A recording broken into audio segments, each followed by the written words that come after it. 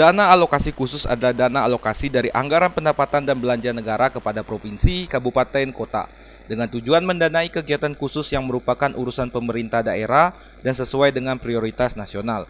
Pihak Dinas PUPR Perhubungan telah melaksanakan perbaikan dan peningkatan jalan dengan dana yang bersumber dari dana DAK di Desa Transmangkurajo, Kecamatan Lebong Selatan, Kabupaten Lebong. Akan tetapi kegiatan pekerjaan jalan tersebut dihentikan sementara karena posisi jalan yang dikerjakan tersebut berada di kawasan Taman Wisata Alam atau TWA dan belum adanya perjanjian kerjasama atau PKS dengan Balai Konservasi Sumber Daya Alam atau BKSDA. Jalan yang diperbaiki saat ini adalah jalan yang sudah ada sejak zaman pemekaran Kabupaten Lebong. Ada beberapa titik yang mengalami kerusakan dan perlu dilakukan peningkatan.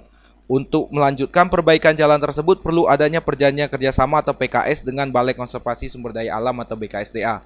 Sejauh ini Dinas PUPR telah melakukan tahap survei dengan anggota BKSDA guna untuk mengambil titik koordinat yang tepat. Perjanjian PKS dengan BKSDAE, Dirjen BKSDAE, tahapan yang sudah kita lalui untuk saat ini, kemarin kita bersama kawan-kawan BKSDA survei bersama untuk mengambil titik koordinat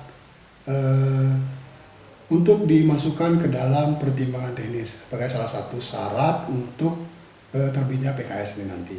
Dari pihak Bapeda sendiri telah melakukan komunikasi dengan Kementerian Kehutanan dan Lingkungan Hidup di bawah Ditjen Konservasi Sumber Daya Alam dan Ekosistem atau KSDA menyangkut kelengkapan dokumen persetujuan dari Ibu Menteri. Kelengkapan dokumen persyaratan untuk pengurusan PKS itu sudah lengkap, tinggal menunggu persetujuan dari Ibu Menteri. Belum keluar itu, Pak? Mungkin beberapa minggu ke depan. Beberapa minggu ke depan itu nanti akan keluar, tinggal kita tunggu saja. Nanti apakah pihak Ibu Kementerian mendelegasikan untuk penandatanganan PKS-nya ke Balai BKSDA Provinsi Bengkulu atau ditandatangani di BKSDA di Jakarta. Dari Tuboy, tim Lebong TV melaporkan.